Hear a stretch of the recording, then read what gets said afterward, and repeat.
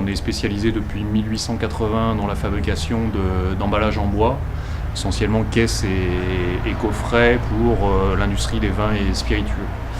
Donc unité de deuxième transformation de pain maritime également essentiellement. Le développement durable, il faut pas s'inventer le concept. Le développement durable, c'est une forme d'éthique, je pense. Donc il faut y croire. Une fois qu'on y croit, je pense que l'entreprise elle a une vraie place dans ces thématiques-là. Elle a une valeur d'exemple par certains côtés. D'ailleurs, on lit des enquêtes où le citoyen préconise que l'entreprise soit moteur sur ces thématiques-là. Donc ça, chez Adam, on croit à ces vertus-là. Donc on essaye d'avoir un projet par rapport à ces thématiques qui soit un liant à la fois en interne vis-à-vis de nos collaborateurs, mais aussi en externe, des tiers avec lesquels on travaille au quotidien, nos fournisseurs, mais aussi nos clients. Il ne faut pas que ça reste à l'état du beau discours. Donc l'idée c'est aussi de soutenir tout ça par des actions concrètes. Donc à titre d'illustration, nous on essaye de mettre en place une charte sur la thématique, à terme et à court terme de mettre en place un diagnostic sur nos activités en matière de développement durable, diagnostic type ISO 26000. Ce qu'on a fait récemment, à titre d'exemple, c'est par exemple une action avec l'Université de Bordeaux 4 liée à une gestion sur la mise en place d'une comptabilité environnementale au sein de l'établissement.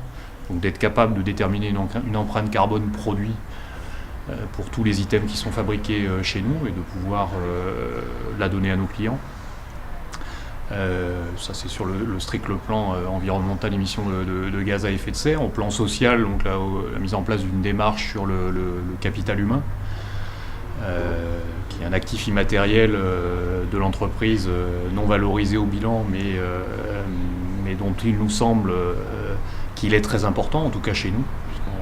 Si on existe depuis 1880, c'est grâce aux différentes générations qui ont traversé les époques et qui ont maintenu l'entreprise en place.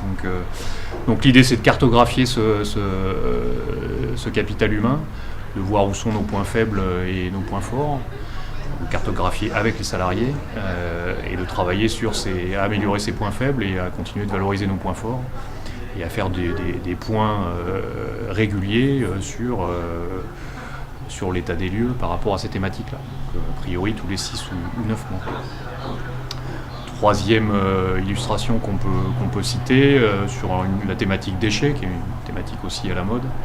On a la chance de travailler une matière première, le bois, qui est assez facile à valoriser, donc pas de problématique particulière à travers ça. Une seule problématique sur on va dire des emballages en fin de vie, soit chez nos clients, soit chez nous, pour des problématiques soit qualitatives, soit de non-usage.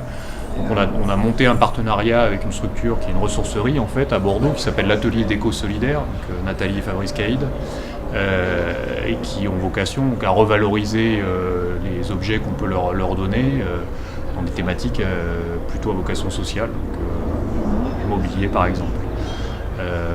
Donc c'est pour nous à la fois un gain économique puisqu'on n'a plus de coûts de retraitement liés à ces déchets.